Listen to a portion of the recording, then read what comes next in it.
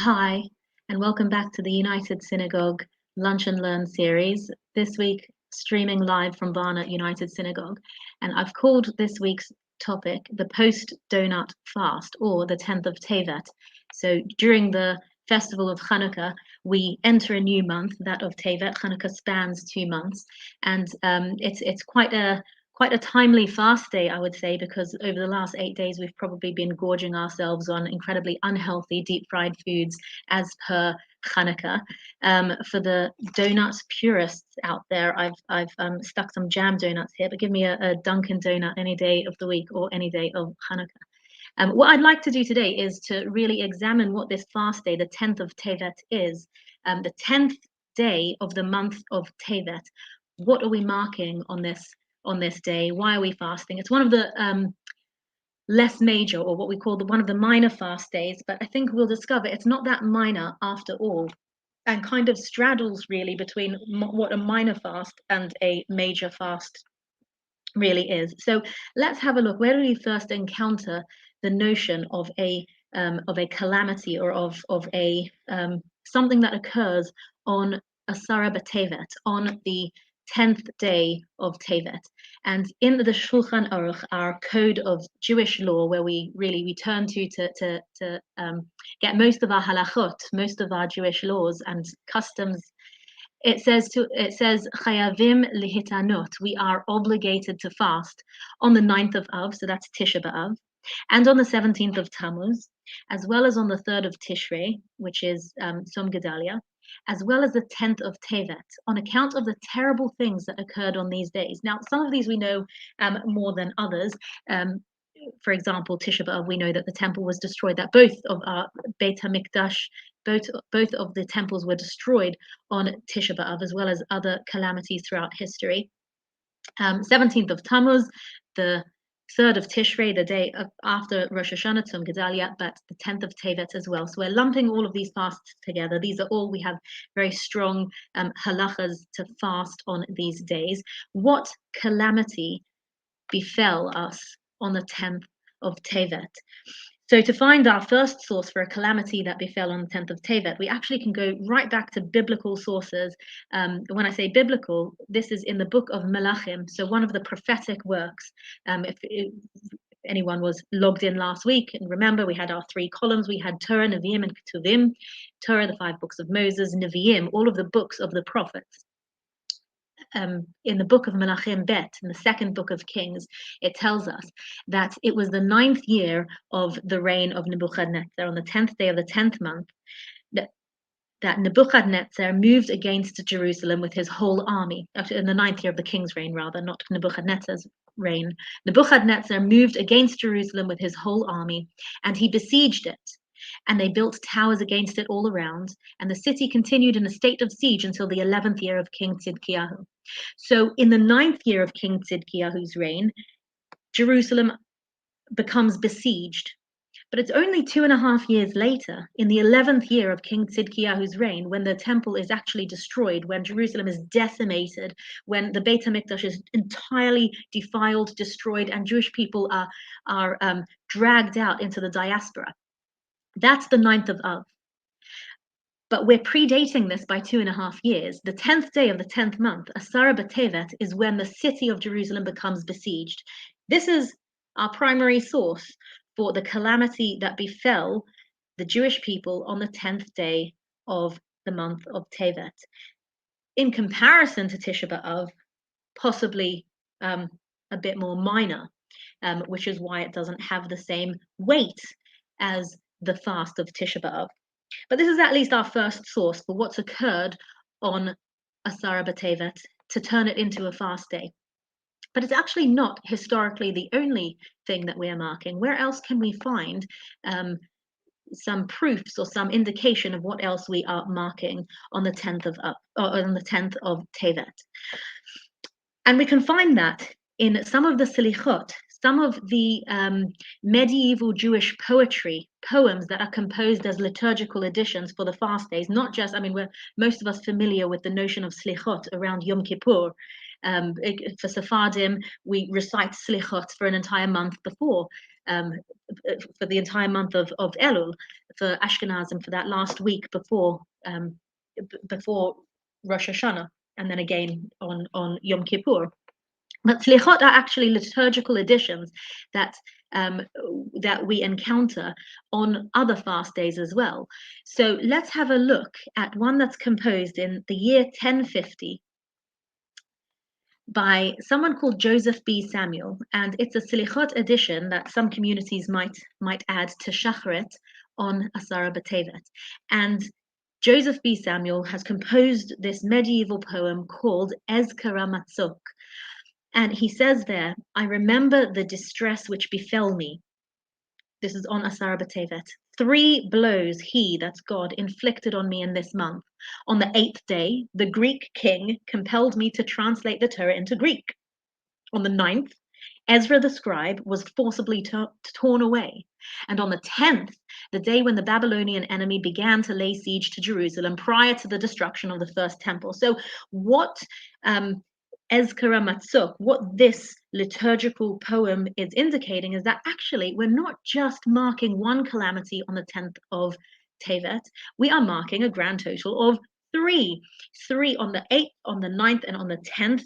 3 different tragedies struck the Jewish people, and we roll them together into this composite fast day on the 10th of Tevet, and we call that Asara B'Tevet. But these 3 blows that the poet refers to, the siege of Jerusalem, the translation of the Torah, sounds a bit odd, but we're going to assume that's one of the blows, and the death of Ezra the scribe. So we've got 3 tragedies, and what I'd like to do over the course of the next 20-30 minutes is really see if we can connect these in more than just the one day. So they've been rolled together for a reason.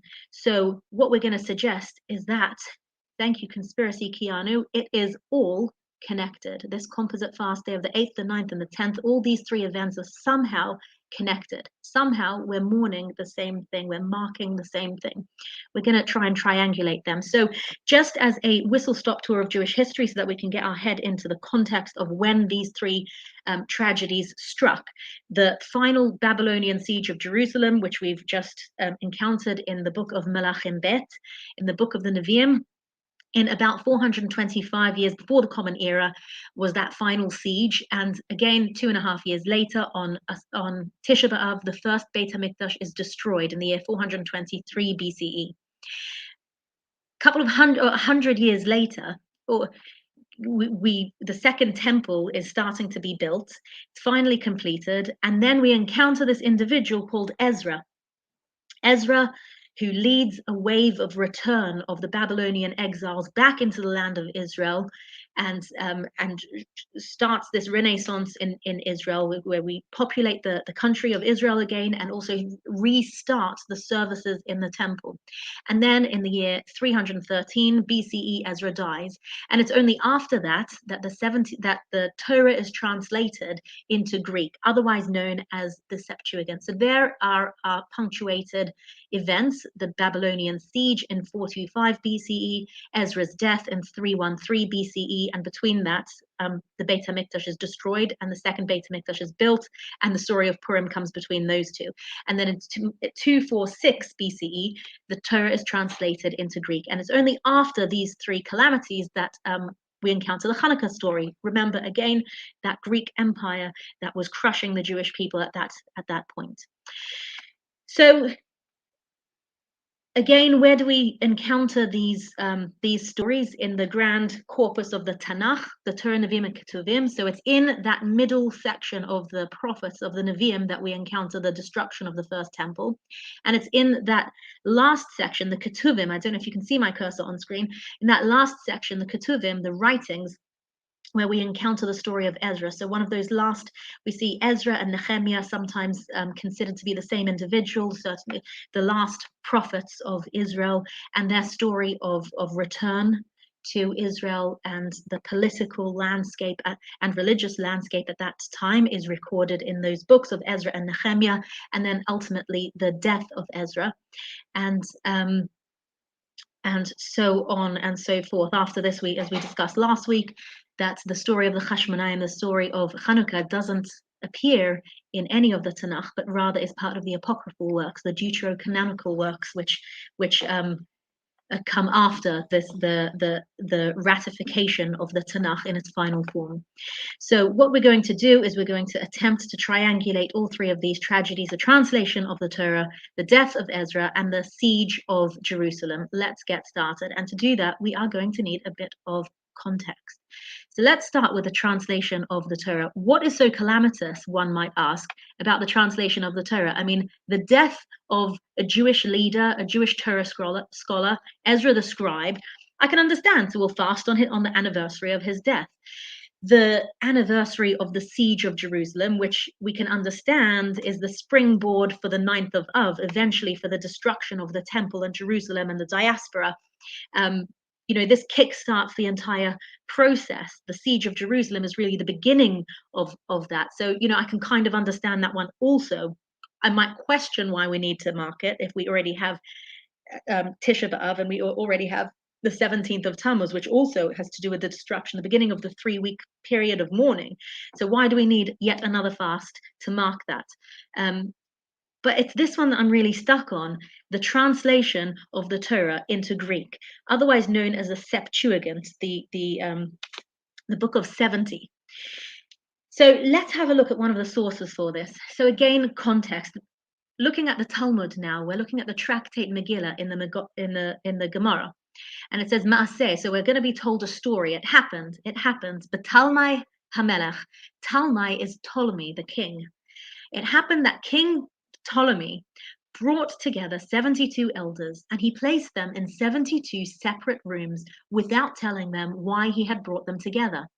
And he went in to each one of them and said to him, "Translate for me the Torah of Moses your master." And God gave each one of them wisdom, or Ruach HaKodesh, divine inspiration, and they all conceived the same idea and they wrote for him. Okay, great story. So 72 wise people of Israel, let's just say rabbis with long beards, people who are very well versed in Torah, scholars, sages, are sequestered separately in 72 different rooms, and none of them are told that anyone else has been separated out for this task.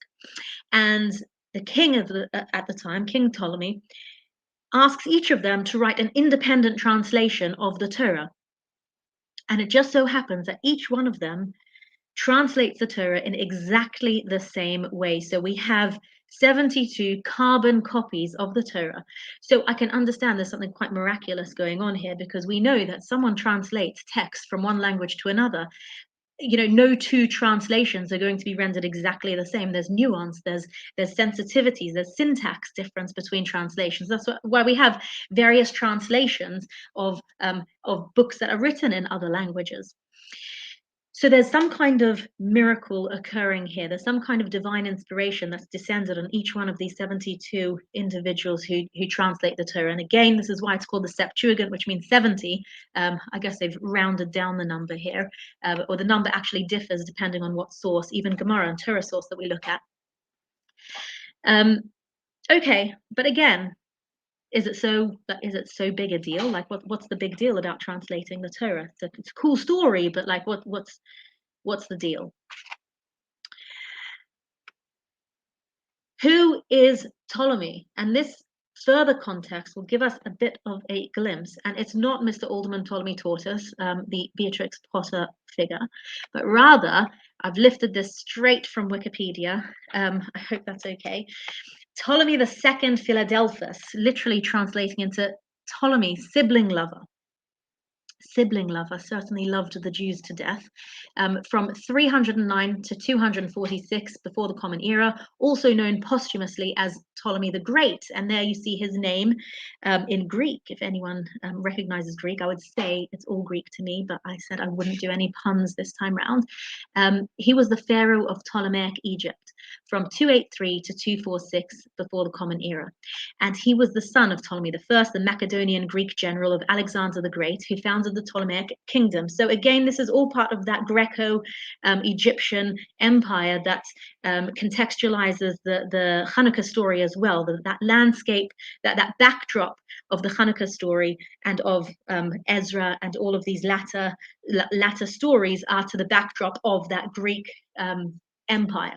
So during Ptolemy's reign, the material, and I've bolded this because it's important, the material and literary splendor of the Alexandrian court was at its height. He promoted the museum and the library of Alexandria. In addition to Egypt, Ptolemy's empire encompassed much of the Aegean and the Levant, and he pursued an aggressive and expansionist foreign policy, which fits in really nicely with the history that we know, the foreign policies that affected certainly the Jewish people in Israel at the time. So again, I think what I'd like to home in on is the material and literary splendor of the Alexandrian court was at its height. He promoted the museum and the library of Alexandria. So Ptolemy is an individual who has this really laser-focused pursuit of academia. Again, fits in perfectly with the Greek Empire that we know, the pursuit of academia, of beauty, of education and intelligence and thought. And that fueled the desire to translate the Torah in the most perfect sense possible. And that was what he was trying to do. So the translation of the Torah, for us, for the Jewish people, we've identified it as something calamitous. But have a look at this. In a different tractate, in one of the minor tractates, Sophrim, it says that there were once wise Jews who wrote the Torah in Greek for King Ptolemy. And that day of the translation was as difficult for the people of Israel as the day the golden calf was made, because the Torah could not be fully translated.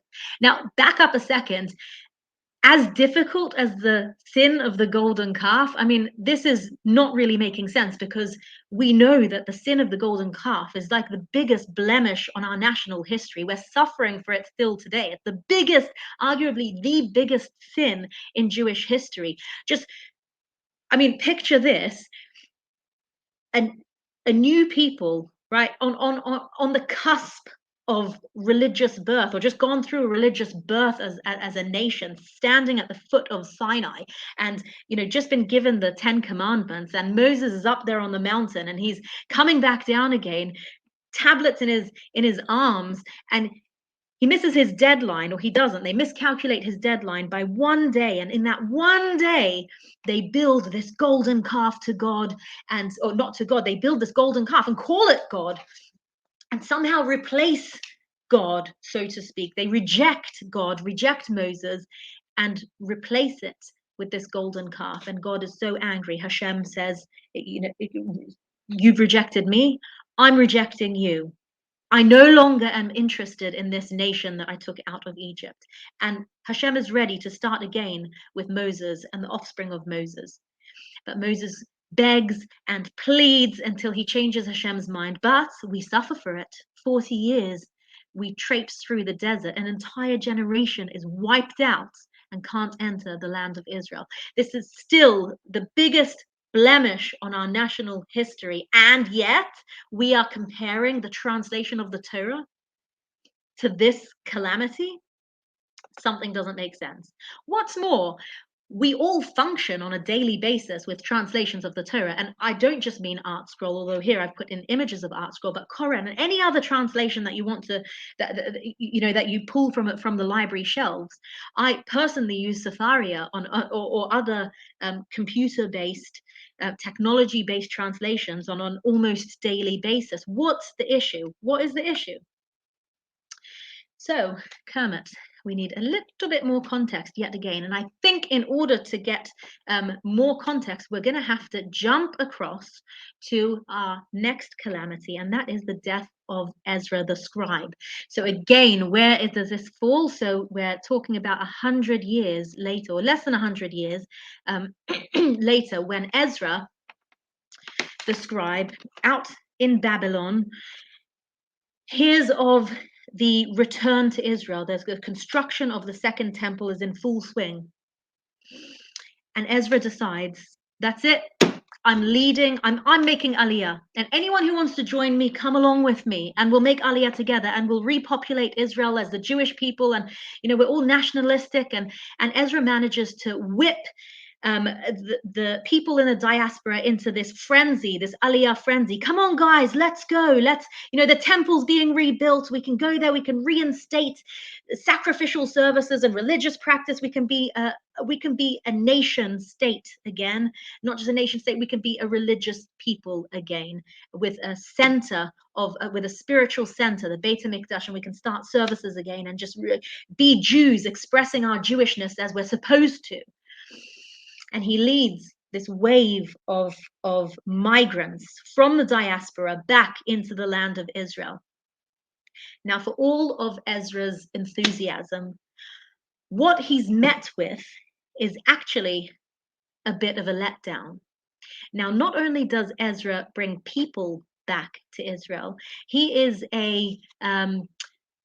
quite the diplomat as well. He's quite a political leader, because he machinates a lot of donations from the surrounding states, donations for the running of the temples, but the gold and all of the materials that are needed to reinstate services in the temple.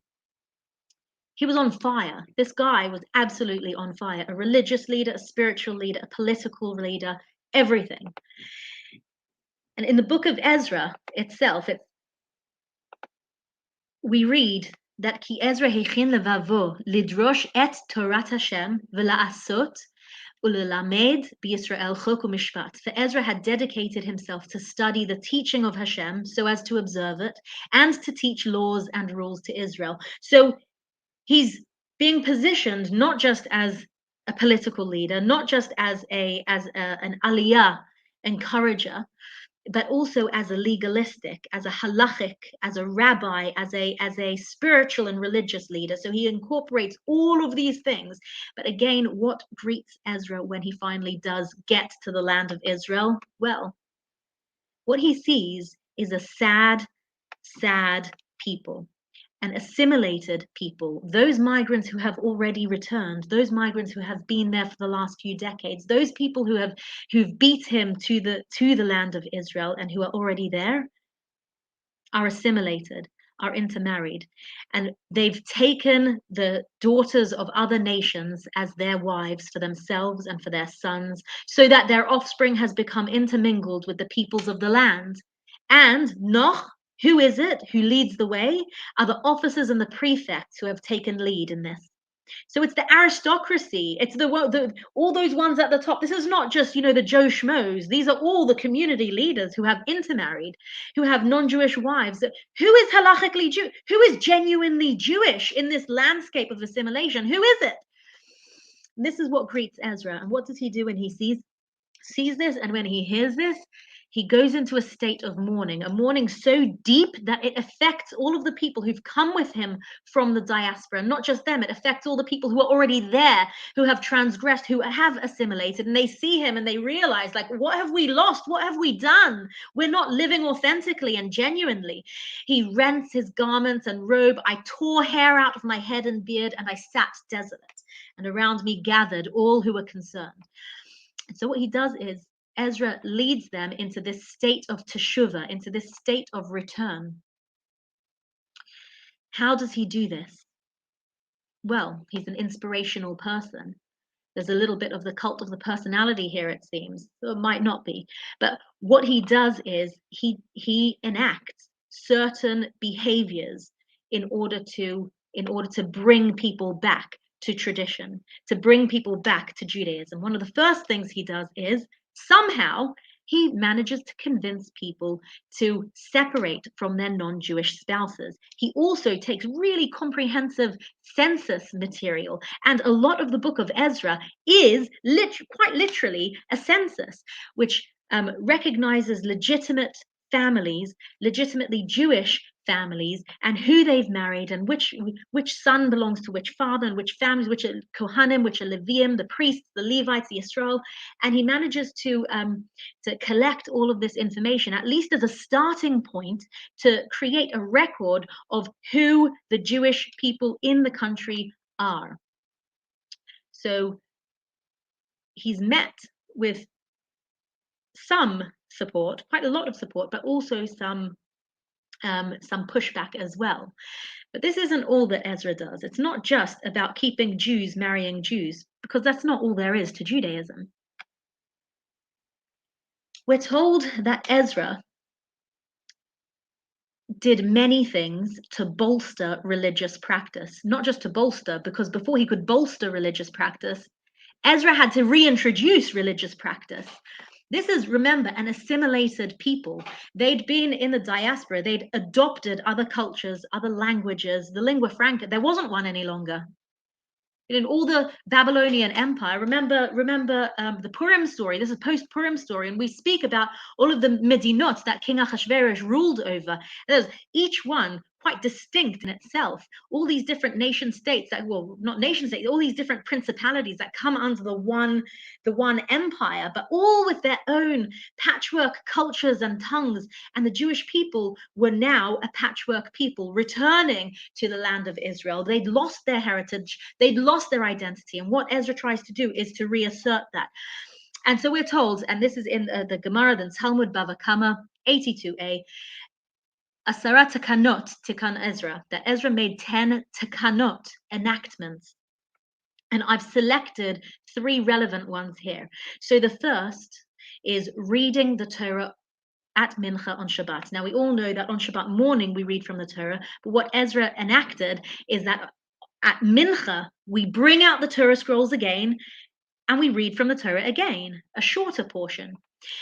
Also, the Korin B'Shnei V'Chamishi, reading the Torah on Mondays and on Thursdays. So that custom, that takana of that enactment of reading the Torah on a Monday morning and a Thursday morning, that's right, folks, that's why we wake up that extra 10 minutes early to start Shacharit. That was also because of Ezra. And the third example I'm bringing is that the Beit Din sits to judge on Mondays and Thursdays. What is Ezra doing by making these enactments? What he's doing is he is bringing the Torah to the people. He is democratizing Torah. He is making sure that there are access points everywhere. Ezra also ensured that there were many Sifrei Torah that were written. Ezra the scribe, Ezra HaSofer, he made sure that there were many, many Sifrei Torah. And he had public lessons and Hebrew classes, made sure that people were able, again, to access Torah. It was everywhere. It was every day. It was every when. That is part of what Ezra did. So what then is the difference between Ezra and Ptolemy?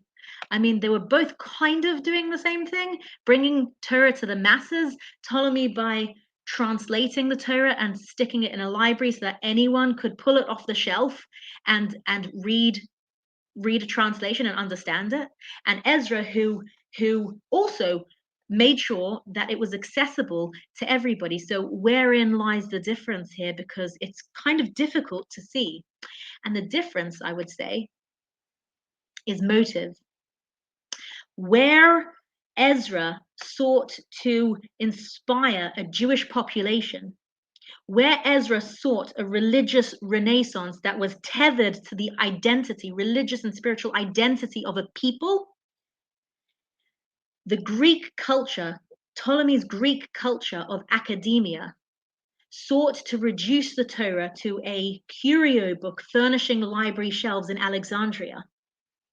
He wanted it as this sort of quaint reference point to antiquated religions and supposedly outdated traditions, where Ezra was trying to reintroduce these traditions. And these motives mark the difference between religious pursuit and reductionism. Ezra's motive was religious renaissance, and Ptolemy's intention was to reduce sanctity to the mundane, opening it to academic scrutiny by people who were totally disconnected from the spiritual aspect of it. So where Ezra made Torah accessible to Jews, Ptolemy paved a path for additions and for revision and misinterpretation. So here, this looks very sort of Harry Potter-esque. Thanks, Google Images, but just sticking a book in a library, that's basically what Ptolemy was trying to do. Importantly, we're not just people of the book. That's not what Jewish people are. In part it is, but not alone, because we're also people of speech and of transmission. Ezra brought the richness of Torah in its original form and language in the Hebrew with all of the nuance that brings. Once it's translated into Greek, once it's besieged, like Jerusalem, besieged, under siege in a language that can't transmit the same truth, it can't transmit that nuance, and it's no longer solely truth because it can be changed and distorted. And maybe that's why the fast of Tevet occurs after Chanukah. Chanukah is a festival that celebrates the oral law. We cannot divorce the written Torah from the oral tradition. And here is just a slide that kind of shows at least some of the difference between the Tanakh, the written tradition, the written Torah, Nevi'im and Ketuvim, and the oral tradition, which we've already glimpsed just in the course of the last 20 minutes. You know, the Talmud, the Mishnah, the Shulchan Aruch, anything that comes after. It seems that it's an organic transition from Chanukah. So we're starting really to understand the link between these three calamities, so to speak. The translation of the Torah, the siege of Jerusalem, and the death of Ezra the scribe, because each one in its own way reveals a disconnect from heritage and from transmission of Torah, from tradition. Chanukah is a celebration of chinuch, lechanech. We rededicated the temple on the festival of Chanukah. But chinuch also, as we discovered last week, is a word that encapsulates what it means to educate, to transmit from one generation to the next. And that is what our job is as Jewish people, is not to simply be the people of the book, but to be people of spoken word as well, to transmit orally from teacher to student, from parent to child, from generation to generation going forth. You know, you can stick a child in a library full of books of academic works, but education doesn't happen just by osmosis. There will always be a limit to what someone can learn just from books on a shelf. And I'm sitting in front of books of shelves here. There's always going to be a limit without the right teachers, without the right nuance, without the sensitivity, without the lived experience. Ultimately, it's meaningless. And so we understand why it is that it's right after Chanukah. And finally, just to end on this note, Asara B'Tevet, the fast that we mark next week, if it were to fall on a Friday, hypothetically, we would fast on a Friday, and that's in stark contradiction to other minor fast days, where if it were to fall on a Friday, we would move the fast day accordingly. If Tanit Esther, in the last few years, it's happened a couple of times that that Tisha B'Av rather would fall out on a Friday or a Shabbat and then is moved to the Sunday. It's pushed off to the Sunday. If Tanit Esther were to fall out on a Friday, we would move it forward to the Thursday. But hypothetically, were Asara B'Tevet to fall out on a Friday, and according to some opinions, even on a Shabbat, we would fast on the day that it falls out. So that's right, folks. If it falls out on a Friday, we fast the Friday, and we would break our fast after nightfall on Friday night Kiddush. Why so serious? What makes it so serious? Such a legit fast day that we would even fast on a Friday, where we would push off or bring forward other fast days. Because of what Asara B'Tevet represents. The dimming of the light is so mammoth that it's worth recognizing on the day.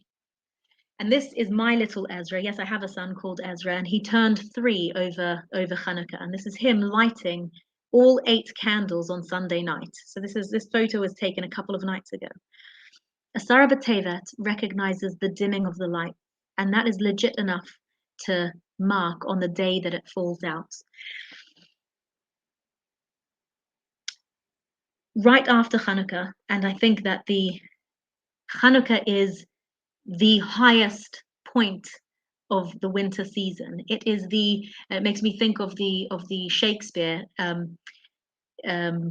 What is it? Now is this winter of discontent made glorious summer by these 8 lights that we light. It's the high point, it's the light point, it's the festival of light. What Asara B'Tevet recognizes is the dimming of the light.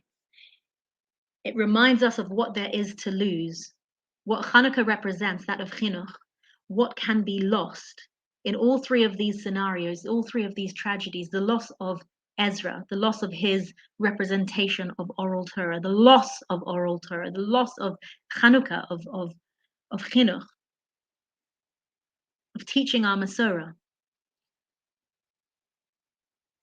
and the siege of Jerusalem, which began that trajectory to our disconnection from Jerusalem, from the temple, from Israel, from our homeland, and the translation of the Torah, which again disconnects us from that which Chanukah represents. So all of these tragedies, this rolled together into this one fast day called Asara B'Tevet, the 10th day of Tevet.